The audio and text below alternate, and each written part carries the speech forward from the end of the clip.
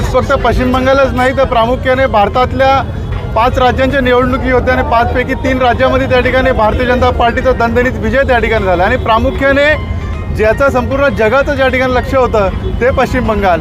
आज ज्या पश्चिम बंगालमध्ये गेल्या अनेक दशकापासून त्या ठिकाणी जातीवाद त्या ठिकाणी चालत होता, त्या ठिकाणी संपूर्णपणे दहशतीचं वातावरण त्या ठिकाणी होतं. परंतु जसं आपण सांगतो की मोदी है तो मुमकिन है, संपूर्ण त्या दहशतीच्या विरुद्ध, त्या भ्रष्टाचाराच्या विरुद्ध त्या ठिकाणी जन आक्रोश त्या ठिकाणी झाला आणि त्याचा आपण त्या ठिकाणी पाहतोय की खूप चांगला निकाल त्या ठिकाणी आला. जवळपास 204हून अधिक भारतीय जनता पार्टीचे आमदार त्या ठिकाणी निवडून आले.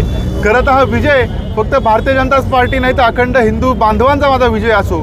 तिकडे राहणारे आज आपण पाहू शकतो की मुसलमान बांधव असो, सर्वांनी एकत्र येऊन त्या ठिकाणी भारतीय जनता पार्टीला त्या ठिकाणी विश्वास दाखवला आणि फक्त त्याचा विजयाचा आनंद हा फक्त बंगालच नाही तर संपूर्ण त्या ठिकाणी जगात मनवला जातो आणि त्याच्याच एक अनुषंग आम्ही अंबरनाथ देखील मनवतोय. आज आमचा आनंद तसा तर गगनात मावत नाही इतका आनंद आम्हाला झालेला आहे.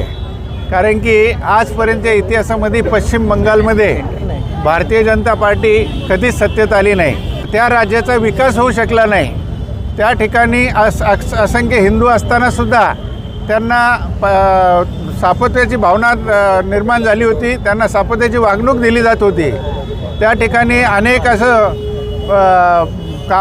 विकासाची कामं थांबली होती आणि आज त्या ठिकाणी आज पहाट झालेली आहे, सूर्य उगवलेला आहे.